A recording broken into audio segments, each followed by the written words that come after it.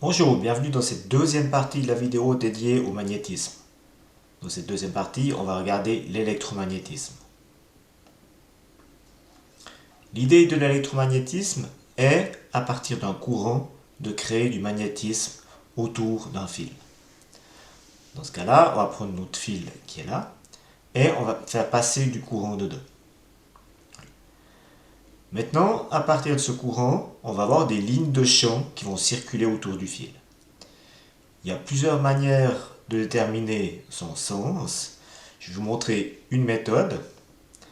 C'est la méthode de la main droite. Il existe une méthode avec une vis, une méthode avec un tire-bouchon. Je vous montre celle qui me paraît la plus évidente et c'est celle-ci.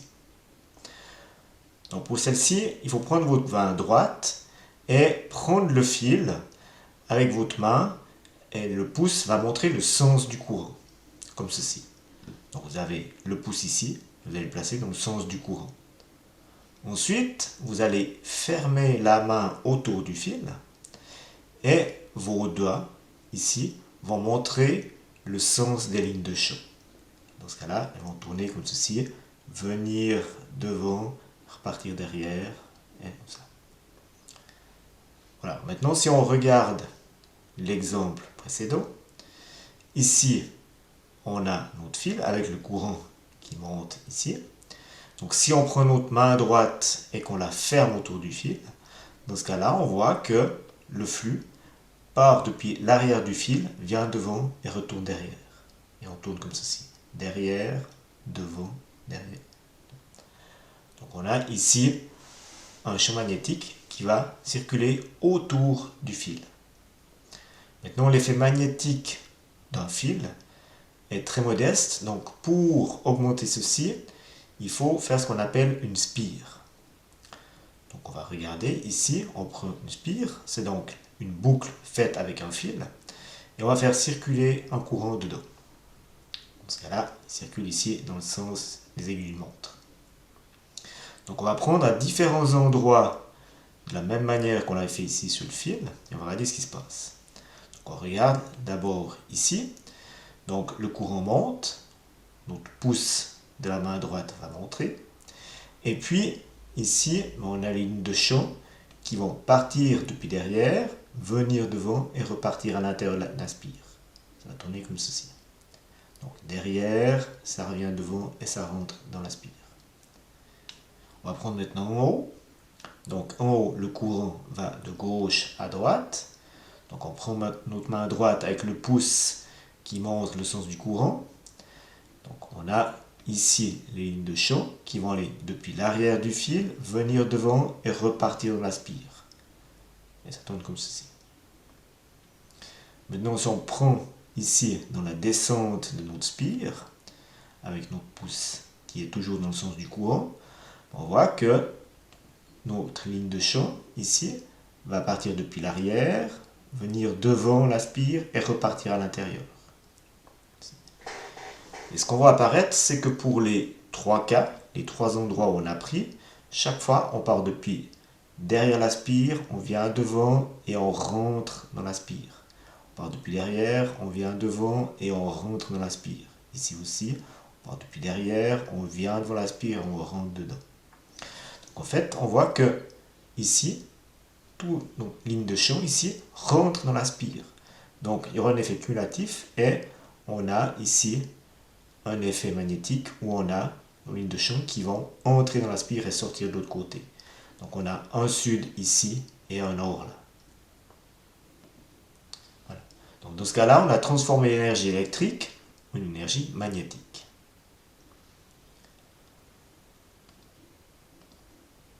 Maintenant, si on va aller plus loin que l'effet magnétique d'une spire, il faut faire ce qu'on appelle une bobine. Avec une seule spire, on a peu d'effets magnétiques. Maintenant, si on multiplie le nombre de spires, on va multiplier autant de fois l'électromagnétisme. Donc ici, si je prends 4 spires, je vais multiplier le flux d'une spire par 4. Alors on va regarder comment analyser ici le sens de l'aimant, ou de l'électroaimant dans ce cas-là, qui est créé là. Donc première chose, il va falloir placer le courant sur votre bobine. Dans ce cas-là, le courant il va aller du plus au moins. Donc il va partir d'ici, passer dans toutes les spires ici en montant. Et une fois qu'on a placé l'essence du courant, on va prendre notre main droite et appliquer la méthode qu'on vient de voir.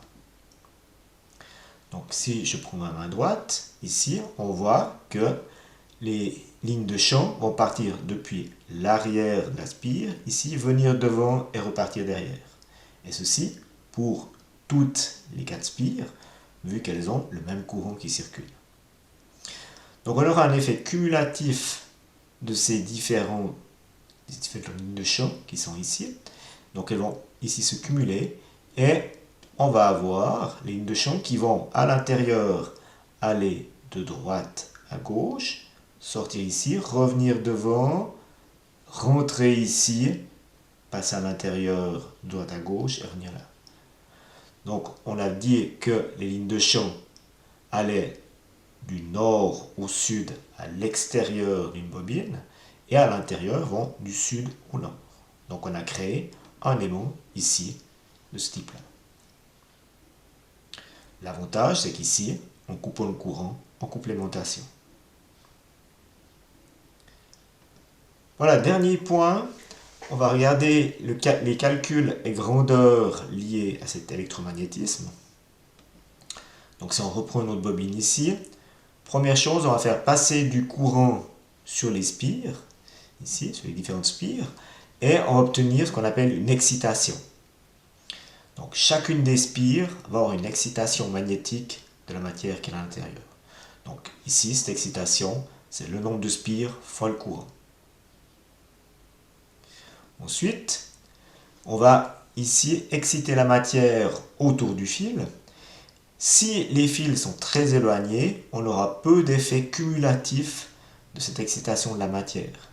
Donc l'idée, c'est d'avoir les fils qui soient le plus proches les uns des autres pour bénéficier de cet effet cumulatif.